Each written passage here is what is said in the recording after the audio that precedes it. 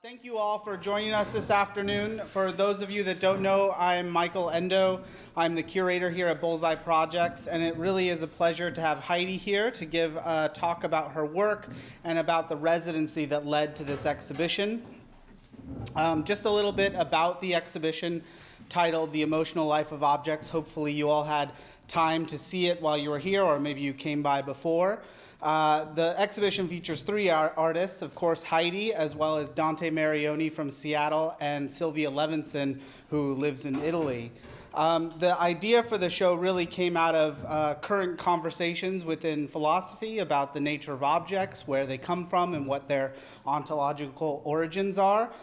Without getting too deep into that, what I was mostly interested in was the fact that in glass, there seems to be a trend where artists are examining objects that have some form of history, whether that's a human history or a deep history like an artifact, and how they're re-representing those objects in glass in order to highlight the sort of emotional or life of that object. And so this exhibition was really looking at three artists that approach that in various different ways. Sylvia Levinson, to begin with, most of her work, throughout her career, she's been interested in the sort of underlying stories that can sometimes be at odds to our perception of a given object. The greatest example is probably the wedding cake, a symbol of romance, a symbol of love, but then placing, instead of the standard husband and wife topper, placing a hand grenade, sort of very directly referencing how dangerous that agreement can end up being, and also titling it Something to Avoid probably gives you a clue as to what her stance on the whole situation is. Other types of work, like the perfume bottles or the medicine cabinet, often highlighting the promises or the aspirations of the pharmaceutical or the makeup industry, and how that's a false promise in her eyes, and she usually presents that as a form of illusion that we need to escape or get away from. Dante Marioni's work, on the other hand, he really deals with none of those concepts whatsoever, and if you were to ask him what his work was about, he'd probably walk away. One of the greatest glassblowers in the United States, Dante Marioni, comes from a lineage of artists and glassmakers.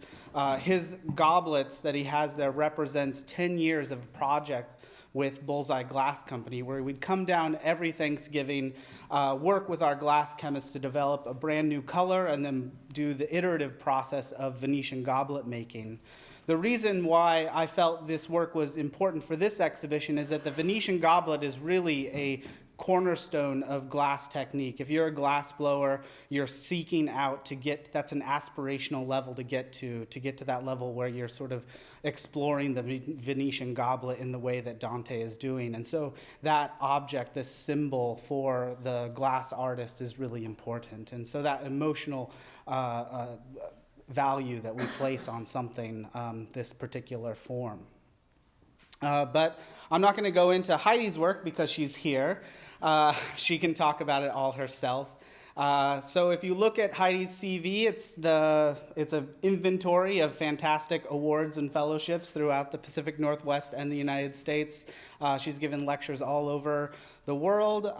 She's a Ford Family Fellow, she'll talk about all that. But most recently, last summer, she was an artist in residence at Bullseye Glass Company, and where she started to explore glass making, which we see the results of here. So let's all welcome Heidi. So, can I tell them? As soon as I parked my car and I'm walking over here, Michael was like, so, do you need AV support? Do you have to, I'm like, lecture? I thought I was just coming to give a gallery talk. So I raced home, got my laptop, raced back. So I'm in that kind of like, okay, this is what we're doing. So this is not what I was expecting to do, but it's great because this lecture will give you an overview of my practice as a whole.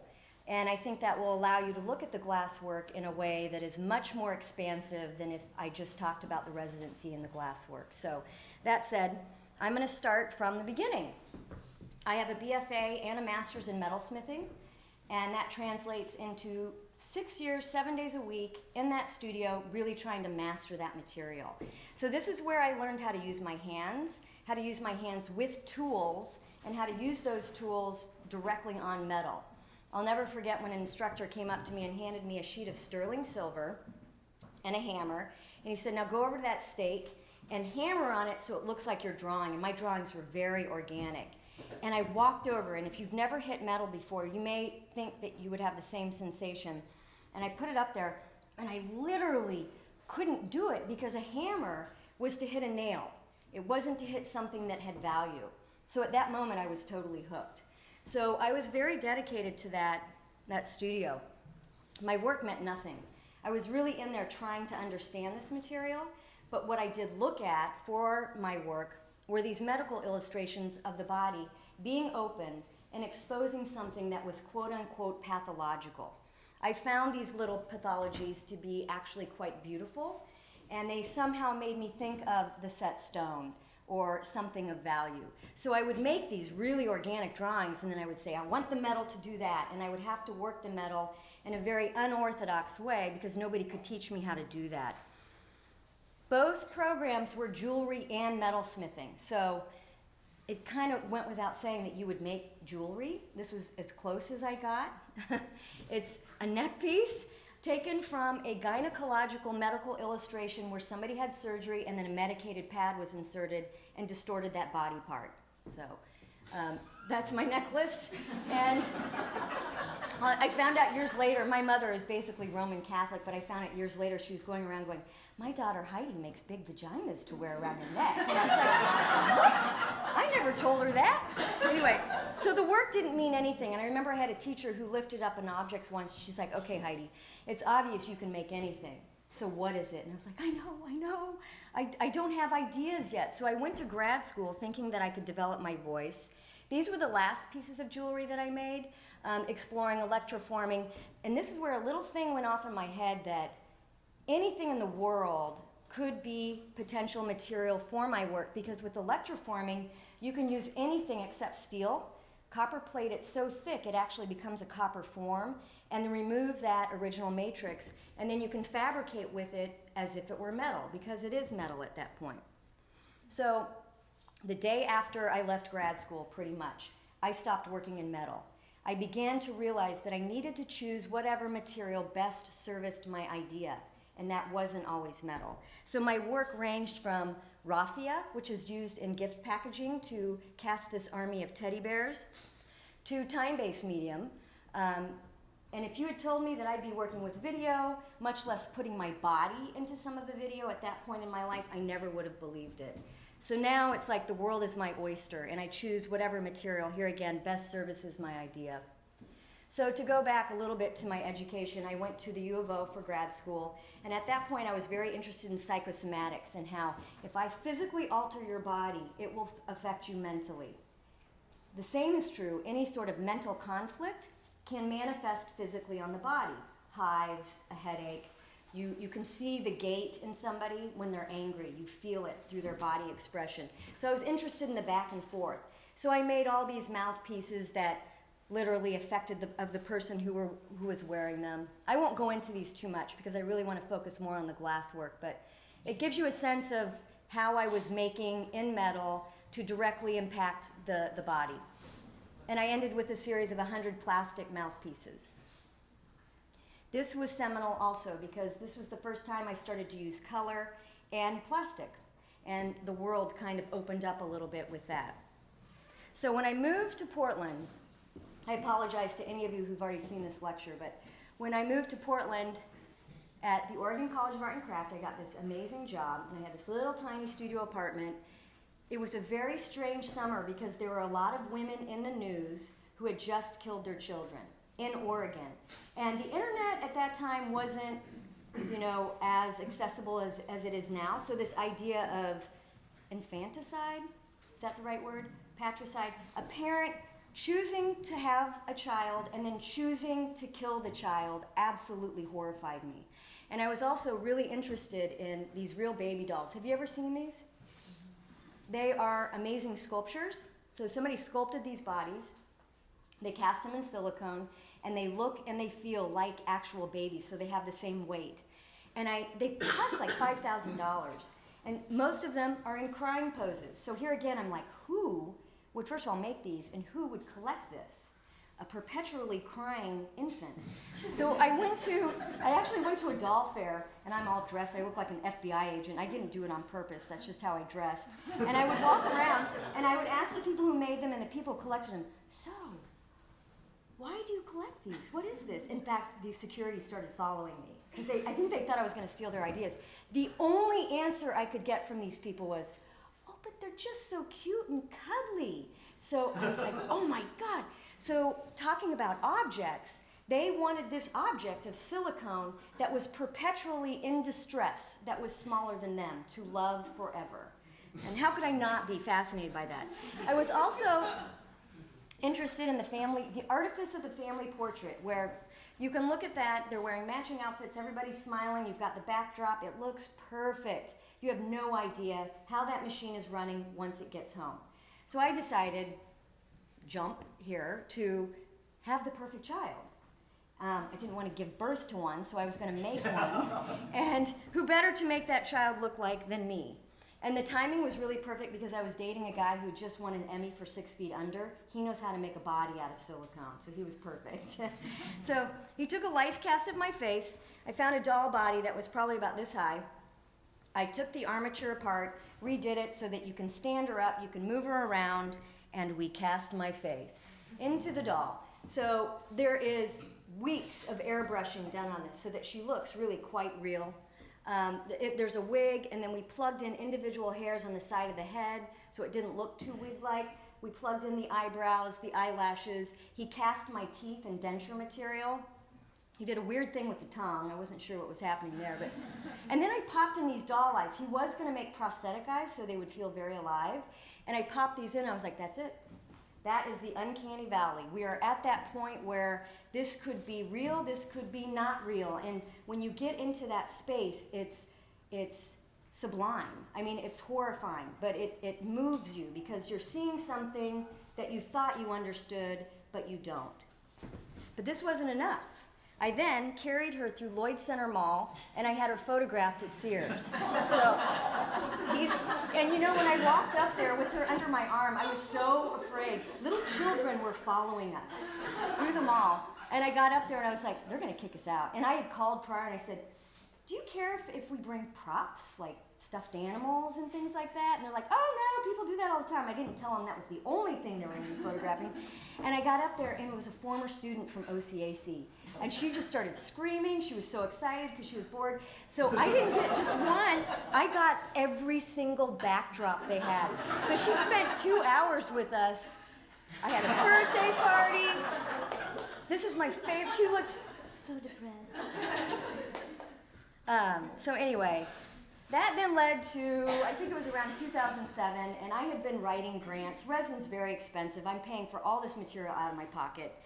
I wrote one grant, okay, one, and I didn't get it. And I was talking to my colleague, Abby McGee, and I said, I didn't get the grant. She's like, oh, that's so weird, Heidi. I get every grant I apply for. And I was like, oh, okay. So I went home and I said, what am I doing wrong? I'm writing them for what I think the search committee wants to hear. I'm going to go all out in this next one. I'm going to write a proposal for something that I really want to do. So I admit, I have an absolute phobia of the toddler birthday party. So whenever I get that little invitation from a friend, he's turning 1. I admit that I get a little uncomfortable because you show up, I'm not a parent, you're lining the back fence, nobody knows anybody, the kids are running around, they're eating sugar, getting more and more hyper, and all of a sudden somebody starts crying because they got hurt. So it's like this collision of the celebration and absolute trauma. So that's kind of where I want to sit with this. And I began to think about the people who work in this environment full time. Chuck E. Cheese, the balloon who ties, animal shapes. So I went back to my laptop and I typed in world-renowned balloonologist, and Kelvin Chun popped up from Honolulu. So I wrote him, I was writing the RAC grant, and I wrote to him and I said, if I flew you to Portland, would you be willing to be in a short film and a live performance? All you have to do is tie the same shape over and over again, and then destroy all of them with one apocalyptic gesture. I didn't know what that gesture was, but I'd figure it out if I got the grant. And he's like, sure, I'll do this. So because it was so crazy, and it was this guy in Honolulu, I got the money. So then I had to figure out what the gesture was. And it can't be little pins. It had to, because I was going to fill the room up to his knees. I wanted it to be like this amazing sort of spectacle. So this is one of the reasons why I love being an artist. You can enter into subculture for a second and then leave that subculture. So I went on clown forum websites and had conversations with them about how do you pop a lot of balloons? And I met Pockets the Clown, who just happened to live in Gresham. Total bonus. So she invited me over to her white carpeted split level ranch, and she sat all afternoon and taught me how to tie the balloons. She helped me come up with my own abstract shape, of course, because I'm not going to use a shape that already exists. And then she taught me the best party trick ever. If you spray 100% pure citrus air freshener on latex, it pops like Jiffy popcorn. So that was it. That's what I needed. So we had the performance. You're seeing the aftermath. I hired 2 actors to wear Chuck E. Cheese uniforms to stand behind them. And I had already pre-made all the balloons. So when the audience arrived, so we shot the film, the audience arrived. I was nervous. It's a tiny room. It was August. We shoved so many people in there. I had an ex-boyfriend doing the filming and an ex-boyfriend doing the sound. They did not like each other. And then all these Portland people. So they're doing the thing, and I'm on the ground kind of watching, and Chuck E. Cheese was supposed to exit, which they did, and then Kelvin was supposed to just spray a little bit, right? Just pop a few balloons and then walk out the door. Well, he's a very focused individual. He picked up those 2 gray cans, and he didn't stop. He was like a machine. And if you're in Portland and somebody's spraying something into the air that you don't know what it is, even though it smells like oranges, they were flipping out. People were crawling over one another. I'm sliding across the floor going, stop, stop. And the boyfriend on the film camera was like, you're in the shot. So everybody's yelling at everybody. And I almost ran into the kitchenette and just ended it because I was like, there's my career. My career's over. And I went outside and everybody was like, oh my God, it was like being trapped between heaven and hell. It was like purgatory. It's like, okay, I think it was successful. And there are a couple other items in the space that are representative of my phobia. Try going to Fred Meyer and with a gray balloon and say, please make me a birthday cake that matches this gray and write help me instead of happy birthday on there. She didn't even care about the help me, but she called me later and she's like, every time I try to get a gray, I keep getting blue. And I said, oh, no. Don't add white to black, because that's actually blue. You got to use complementary colors. So I had to teach her how to make a gray. And then, you know those little clown cake toppers? These little plastic, he had the long nose. Older people remember them. I remember them. I sculpted it life size. We'll get into casting, because obviously casting is a big part of what I do. Sculpted it life size, cast it in white plastic, painted it gold, took it out to the hills of Scappoose, and shot off his face with a shotgun. So it's funny, you guys. It's funny. This is called Juggernaut. So around 2009, I had been teaching for 12 years, full-time. Most of my research came from reading, not lived experience. My studio was feeling really quite claustrophobic. The work was feeling dead. My network was feeling small. I needed to leave town. I needed to stop teaching for a minute. I needed to be present and to live and experience and to be afraid. I'm very motivated by fear. So having to drive home 20 minutes before this talk was perfect. So that was my goal. The one thing that's going to stop you from doing that, of course, money. The timing was good because the same Emmy guy, we had a house that we were redoing and we were getting ready to sell it. We sold it, and I decided to take all the profits and put it into my practice rather than my retirement fund. Live now. That would have lasted maybe a semester. I then started applying to all these residencies, and now I was looking at a year and a half. I needed funding for a year and a half. So I went nuts and I applied for all the local funding. Oregon Arts Commission, it was winning the lottery, literally. Oregon Arts Commission, RAC, OCAC so graciously gave me a sabbatical, so now I'm at a year of leanness, but it will work. And then the motherlode of the Hallie Ford Foundation. So this is a $25,000 fellowship with no string attached. I was set. So I had a year and a half where I could just go and reacquaint myself with myself and my practice and the world. So I ended up at McDowell Colony first, which is a horrifying way to start a residency experience because it's at the top. There are about 27 studios, very famous writers, composers, little few visual artists sprinkled in there, but it was scary. So I was so afraid I would get there and I would shut down from fear or whatever. I am a fraud. I'm not really an artist. That's what goes through your head. That I shipped all of my tools. I shipped materials. I had ideas for work. I was really overprepared. The inside of the studio was gorgeous. It was like a church with all these clear story windows. I had to gather all the furniture. There was nothing in there. So I did everything so it kind of looked like my studio. I blew through all the projects in a week. All you have is work time. So then I sat in this little chair and I'm reading Art and Entropy or something like that. And I look up and I started noticing things in the room that I didn't bring. And I'm telling you guys this because this is the first time I'm fully present in the making process. And I got out of the book and I was looking at this chain that really should hold, like 3,500 pounds for welding, this PVC pipe contraption under the sink that was more body to me than plumbing, and then this crisp wool blanket hanging over the bed. The word hold was in my mind because I had a solo show coming up at Disjecta, and that was the title of the show. So I began to play with these materials in space, knowing that I would gather that and bring it back with me to Portland. So I took a mold of the chain and I ended up casting it in wax. Casting for me is very important in an alchemical sort of way, because if I take an object that you recognize and I cast it in a material that's completely antithetical to that original purpose, it forces you to renegotiate your relationship with it. It's a gift. It allows you to see something again for the first time. How often does that happen? So just kind of exaggerates this notion of fragility. This came from the idea of the bedspread. This is an IKEA bedspread that I then cast in concrete. And so with the idea of hold, remember how I talked about psychosomatics and how internal conflict can manifest on the body? I wanted to expel what a private apocalypse felt like. What does that look like? So I did all these crazy iterations of me being tethered to something or a big heavy thing on. I wore a lead suit that I had made and I planted a camera on the ceiling and I tried to get off my kitchen floor with the lead suit on, and nobody in this world will ever see that video. It's totally ridiculous. I got in a friend's exercise bike wearing this thing, and I wouldn't even let them come down into the basement, and they're still finding little lead balls all over the basement. But so it wasn't working, and I just finally decided, I gotta hire a wrestler, put him in a green suit, and then eventually I'll erase him out, and that becomes the force. So I asked a friend, I was writing a grant for RAC, Chris Moss, who had done all the filming for the mixed martial arts, and he said, oh, Colt Toombs, he's awesome. He's young, he's willing, he's professional, he'll do it.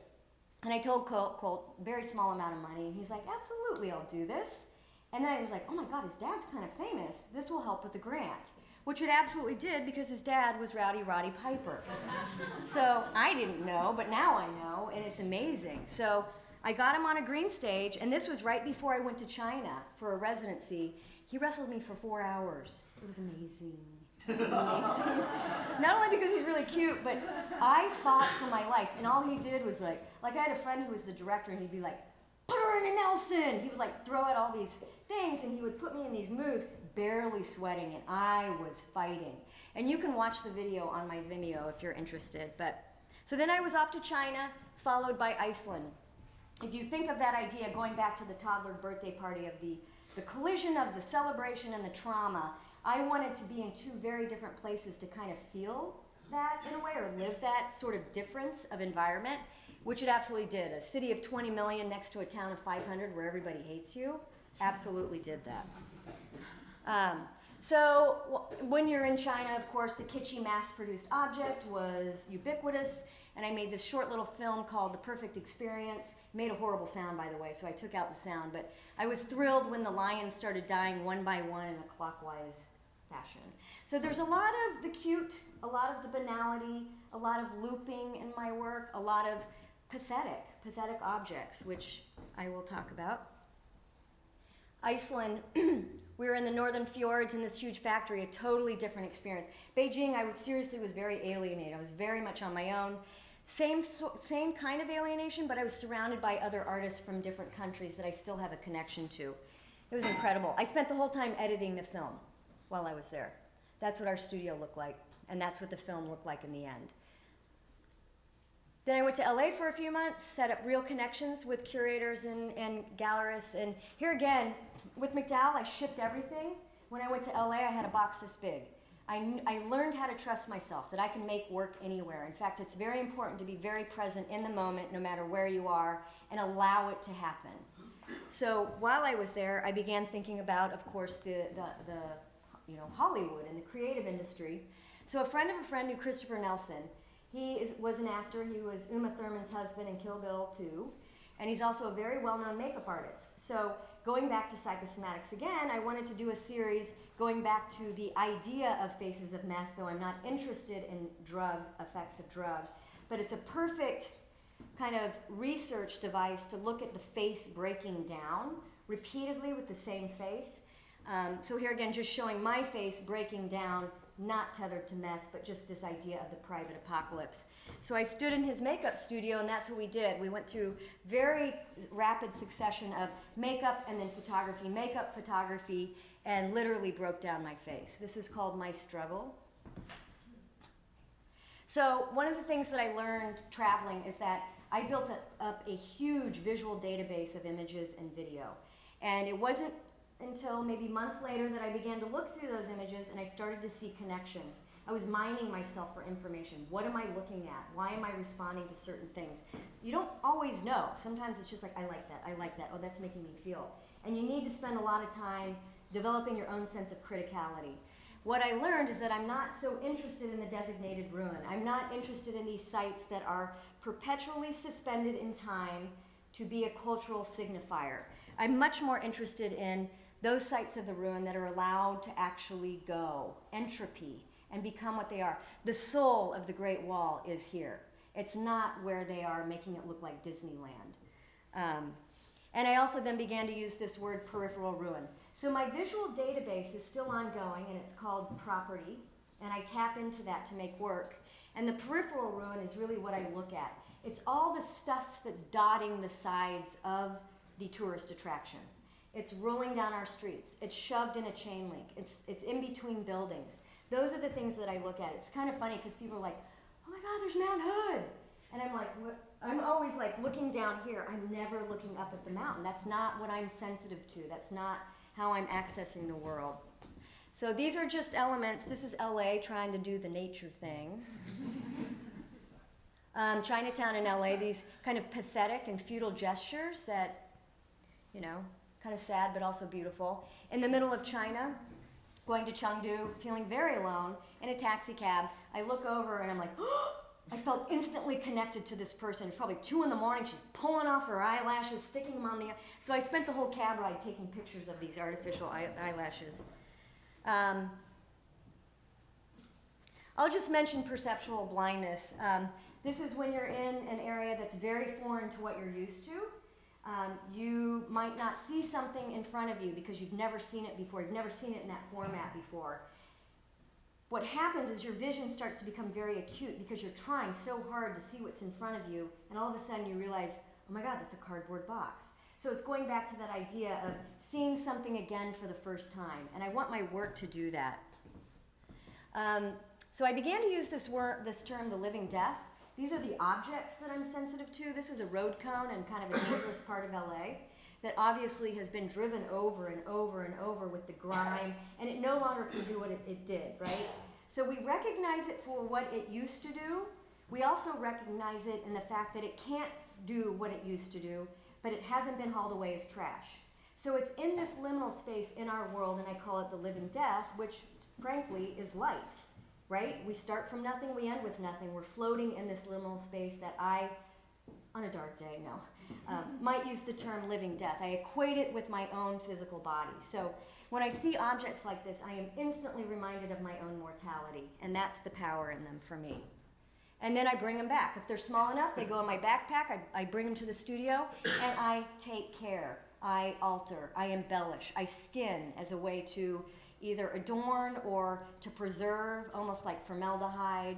So with this one, I painted the inside. I spent a week with a Q-tip and acetone, cleaned it up and painted the inside. Some of my gestures are very swift. This was a set of white Venetian blinds I took out to spruce, shot it with a shotgun, brought it back, and flocked it with suede, which is a very soft, fuzzy kind of surface called fade to black. And alchemical, I talked to you about the casting. This is a child's crutch that really should hold the weight of a body, and now it can't even hold the weight of itself up. So I don't know why this is in here. I wasn't expecting to give this lecture, but I gather. I walk my neighborhood. I go to the bins. I go in with an open mind, and I just grab objects. There's a slowness then that kind of comes into the studio where I start to prod. I start to position. I begin to create new relationships with objects, which I think you can start to see in the way Michael has laid everything out. And that's how the work then kind of starts to develop. People love to give me their dog toys. And sometimes I don't need to do anything. I just have to pin up the little ear. Or chroming. Here again, a form of embellishment. Soft crutch. That was an exercise ball that I plastered with plaster bandage, and that chair with the perfect stain, and then I flocked with pink that little tip wood. So this pillow, Anderson Ranch Art Center, am I going okay with time? I had a 2-week residency, and I went to the Aspen Dump, which is frankly like shopping at IKEA. It's pretty amazing. And I found this little travel pillow, and I was like, oh, because of course it's very body-like. It was smaller than normal. I'm smaller than normal, so of course I'm going to take it. And I brought it back to the studio. I was like, what am I going to do with this? And I had a broomstick, and so I shoved it into the corner of the studio with the broomstick, and it just kind of, like fell over it, and it was kind of erotic and kind of sad and kind of tender in a way. So I liked that sort of ambiguous gesture. So I left it there for 2 weeks, and then I had to go home. So I shellacked it to keep that position, and I brought it back, and I painted it gray. I was then in a show at the Schneider Museum, and when I got down there, the curator lifted it up, and she was like, oh, I thought it was going to be concrete. And I was like, oh, great. Hide your disappointment just a little bit. It's the actual pillow. But then I was like, it's kind of smart. It should have been concrete. So then I felt really bad, right? And I was like, I'll do it later. So I went home and I made a silicone mold later, and I ended up casting it in concrete. So this idea of iteration and changing the material through casting, there's so much potential. And can you actually get the material to transcend itself, which I think I do with a few of the pieces out there. So I cast a series in concrete.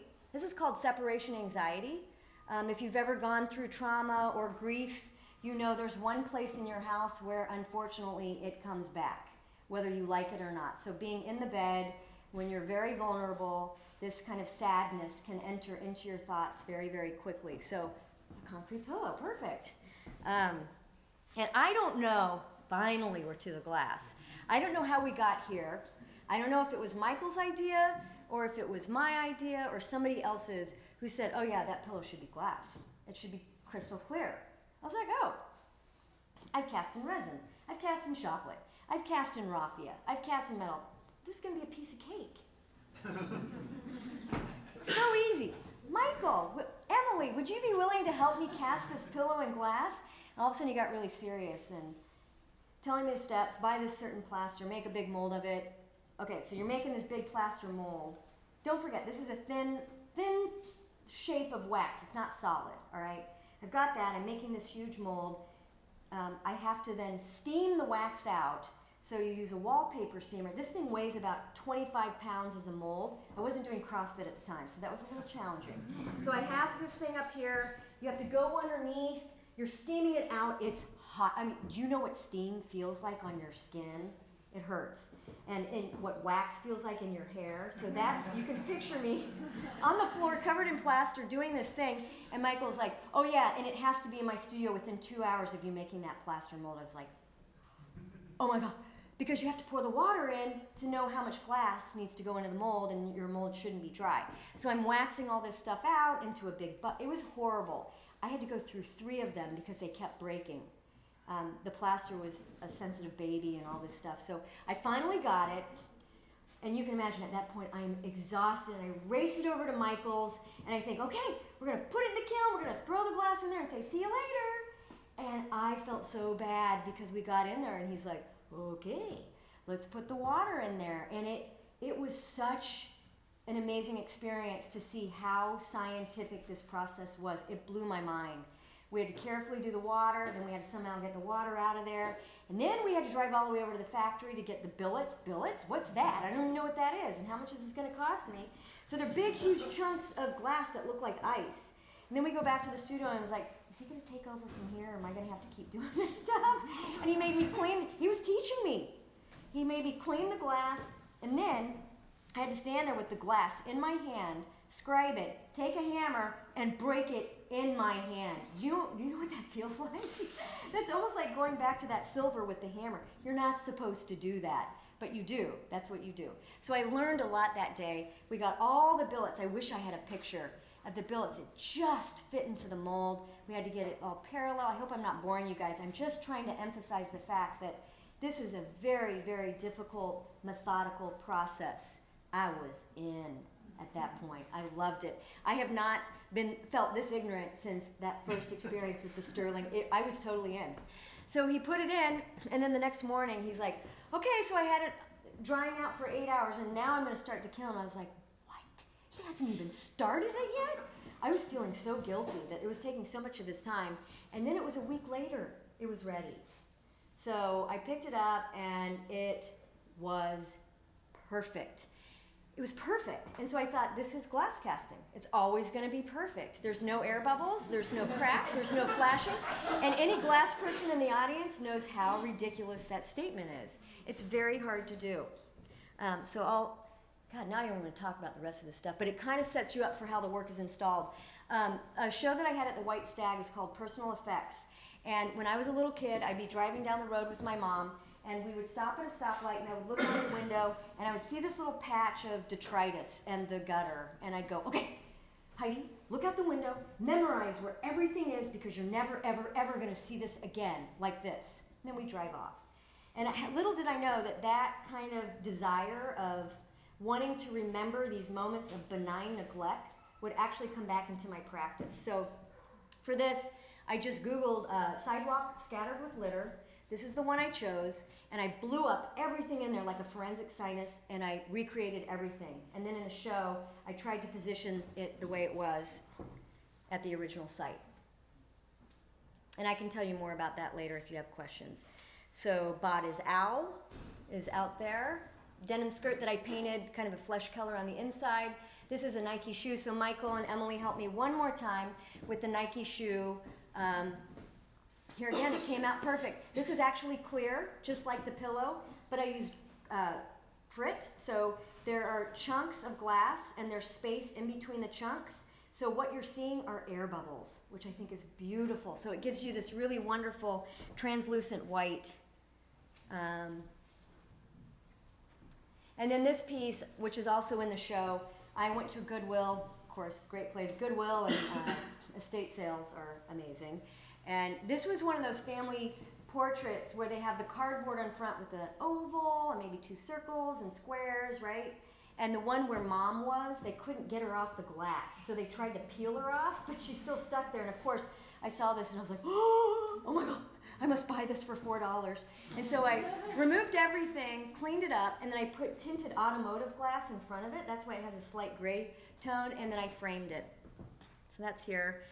How many of you recognize this? These things are disgusting, and they're all over our sidewalks. They're unavoidable. So I finally decided to get over my disgust, and I took a doggy poop bag. I picked one up, took it home, and I cast it in sterling silver. And I was thrilled when it read. Actually, I still have it. I still have it. I can cast in silver. And then the moment, Michael was like, I think you should apply to this glass residency. And I'm like, okay, I've made 2 objects. This would be amazing if I could do this. Absolutely amazing. And I got it. So it was a month in July. And yes, I know my face looks funny here. Michael's like, what's wrong with your face? That's what I look like. Anyway, it was 4 weeks, 24-hour access, my own key. I mean, that sort of, I've never had a residency with that kind of access in a place like this where it's state-of-the-art. The most amazing, brilliant people I've ever worked with who work very hard, very serious people. It was incredible, absolutely incredible. I worked my butt off. And at the same time, I had just become chair of the MFA in Applied Craft and Design. It was a very intense time in my life. And I would make it home, I'd get the can of chili, I'd get it open, and I would literally eat it out of the can. I'd have a beer, and I'd go to bed. I'd wake up, I'd go there. So I was splitting my time between this amazing job that I have, working with the new students because they're moving to Portland in a couple of weeks, and then focusing on the work that I was doing there. So I prepared for Bullseye. I made a bunch of waxes and molds. Maybe I could have been more prepared. Maybe I could have been braver. I don't know. I'm a factory. I'm a workhorse, and I just worked as hard as I could. My hands. I had to go to a physical therapist because I had to learn how to give myself hand massages every night. It's very physical work, but I loved. I should have been a farmer. Like that kind of feeling of using my body to manipulate material is hugely satisfying and rewarding. The hardest part was that I had a 10% success rate. Everything was failing. I didn't know what I was doing. And it's because it doesn't translate from metal. It doesn't translate from resin. It's its own process. And glass, frankly, is going to do what it wants to do. So there's a lot that I had to learn. And I was so hooked at that point. So this was a series of gloves called Something's Wrong. The other part is Drag Me to Hell, but I won't go into it. But it's a 3-series glove. And what happened was, you notice how the fingers are shorter on this one? Glass doesn't always do what you want. And so I had these 3 objects. One was flesh, one was brown, one was black. Thinking I would get 3 gloves. And I didn't. I got 3 that slowly started to not become a glove. And after 30 seconds of feeling like I had just failed, I realized I actually just made a better piece than what I thought. So I was giving myself my own advice that I always give to students. Failure is what leads you to what your work should be. And also this notion of just material exploration without intention. Let it go where it needs to go. The things that I say to you guys all the time. I started to eat my own medicine. So then I knew I had to do a pair of jean shorts. So I ran to Goodwill, and all I could find were pants. So I cut them, fold them up. What you're seeing now is I had to fill every single undercut with clay because glass isn't going to do certain things. So setting up the object alone is very laborious. And then I made a mold. So this gives you a sense of the process. I made a mold, a silicone mold, and then I got the wax out of that. And then you make another mold, and then you steam it out, and then you get, you figure out how much glass, and then you have to dry it out, and you get to found wanting. So I was really thrilled with these. I think this is probably the segue to whatever work I do next. I really like even though I know there's millions of glass artists who deal with fabric, I think there's something nice about my ignorance in the glass genre that may allow me to do something, I don't know, wrong, which could be good. And then Bobby Woods gave me this great article on Our Aesthetic Concerns by Xian Nagai. And one of the chapters, it's all about the aesthetics of the commodified cute. And that there is a darkness to that. It's not all about feel good, cute, oh my God, I want to buy it, almost like those baby dolls. We also have to reconcile the fact that whatever is cute is usually smaller than us, more vulnerable than us. And if it's damaged or invalid, we want it even more. What does that mean? There's this kind of desire to want to adopt, to take care of, to protect. And I don't know if that directly if that's where the bunnies came in, but for some reason I became very obsessed with ceramic bunnies, and I hit every Goodwill store in Portland, and I severed all of them. I just took them up to a glass saw, and I just cut them. I didn't know what I was going to do with it, and then when I got the glass residency, I realized that's where I needed to go with it, so I started casting them in glass. This was the twisted bottle. A friend found a bottle where somebody obviously had a fight or something in her front yard and twisted this bottle, threw it in the yard. And then, of course, friends find things like that, and they take a picture. Heidi, I thought of you when I found this. I was like, that is my first glass piece. Please pick that up. Ended up being my last. It was the hardest thing to cast because it truly bottlenecks with that tightness. I had to really reconfigure it. But I did it. I love this piece. Road cone, here again, I had to go through 4 to make this thing work. This was a monster. It was very hard. I started with an actual road cone, and by the end I realized I had to thicken it, so I basically re-sculpted it. And then I added all those air vents and reservoirs. I mean, if you don't know what you're looking at, I can explain it later. So nervous. I cast this in my own kiln. I bought a kiln. And so when it came out, of course, I almost threw up because what is this pink stain? What's happening here? And I was scared to show Michael because I thought I had totally failed. And I got it over to Bullseye, and they're like, oh my God, that's so incredible. How did you get that pink shadow? And I was like, oh, okay, so maybe the accident is actually here again.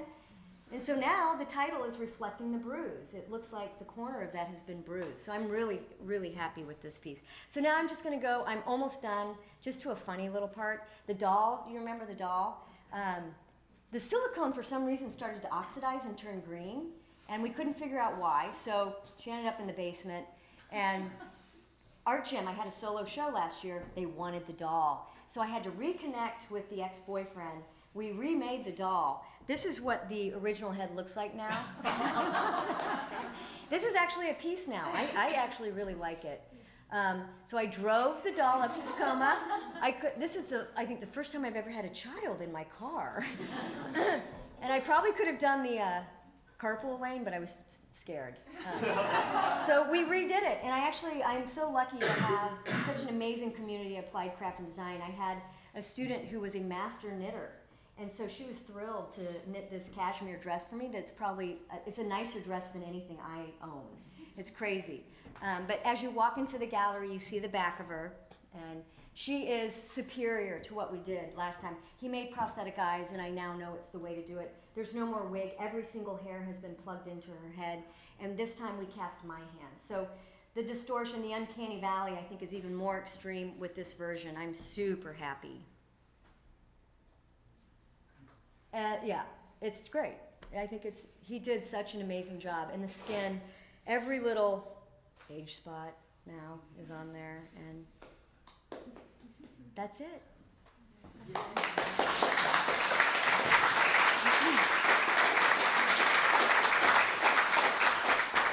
So I'd be happy to answer any questions that you might have. Maybe there's a piece in the gallery that you want to know more information about, or maybe you just want to go enjoy your Sunday or Saturday. That's fine too, but yeah. I know I said a lot. Do you guys have any questions? Is there a difference between the objects that you find that are distressed or the ones you distress on purpose for you? Like the lines that you shot purposefully versus... Yeah, I don't really like starting from a new object. And I did spend a lot of time trying to find, because that actually came from walking in my neighborhood. You know when you see those Venetian blinds and they're all like shoved up in the window, and all of it, you just know depression right there, you feel it. That's where I wanted to start, couldn't find it. So I don't necessarily like starting with an object that doesn't have a soul or doesn't have that evidence of use, so I try to avoid that. I'm curious if you ever visit like the driving force behind your motivation, be it back to childhood or whatever it is, because obviously you're very driven in what you do. Mm-hmm. And what thoughts you might have regarding that? My drive, specifically, my ambition. Just how far you've uncovered, how far, like being able to describe in childhood, looking at that spot, Yeah. thinking, I'll never see this again. That's Right. time. And then when you talk about capturing an object and seeing it again for the first time and a new impression, and what a gift that is. Those Right. are time Right. and realizations. You know, I've been through probably 6 therapists trying to answer that question. And it's a good question. I will never know the answer to that. I was a preemie, and so there was a lot of physical, and not, like I have lazy eye in both eyes, I have a small esophagus, I mean weird things that I'm fine with now because I had surgery and stuff, but my life started with a lot of pain, and nothing could stop the pain, right?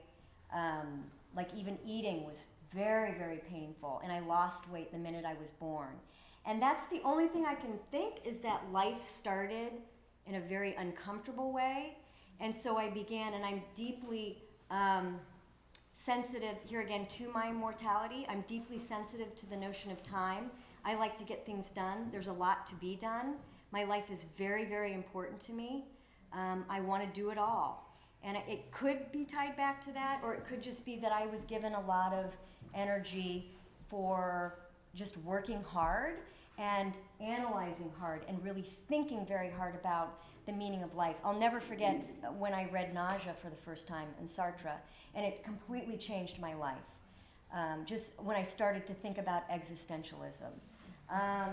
Yeah, so I think it's all of that kind of wrapped up. Hopefully that wasn't too much information, but No, I mean, I'm not ashamed of it, it's just, I'd love to know more. I think that that is a big driving force, and the fact that I absolutely love making, and I love communicating with the world through this type of work. Where did the balloon performance take place? Tilt Projects in Everett Street Lofts. They gave me that opportunity, which was really wonderful. Doing a live performance again? Absolutely not. It's horrifying. It was so scary. You don't have any control.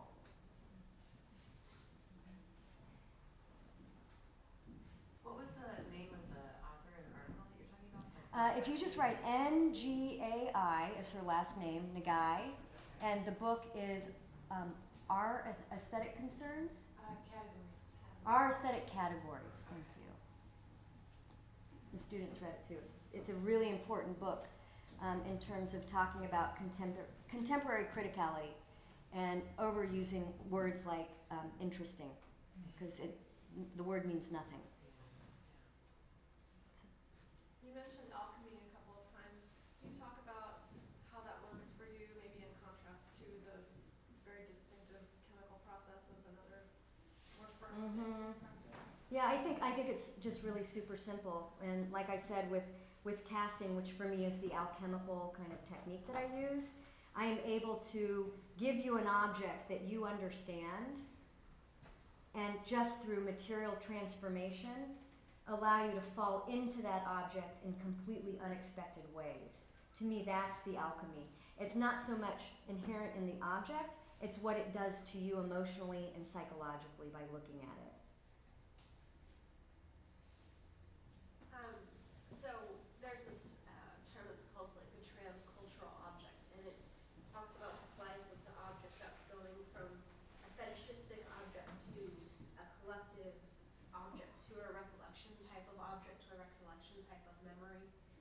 And I'm curious, this lifespan of the objects that we talk about, a lot of your work is dealing with that. When we're looking at your work, are you still sort of talking about the object as a fetish, or do you want us to kind of see it now as an object in its own space? I don't know how to answer that, except maybe this does touch on it. I'm very interested in the transference of the object into the body and the body into an object. So what I mean by that is there are certain objects in our lives that we absolutely will not let go of because they've been embedded with our memories or the memory of another person.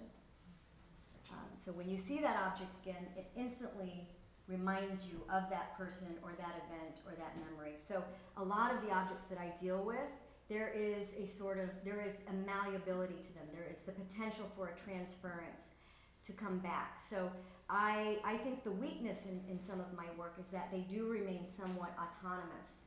And I want there to be more of a slippage in terms of what they are and where I am and how I'm feeling about it. These are good questions.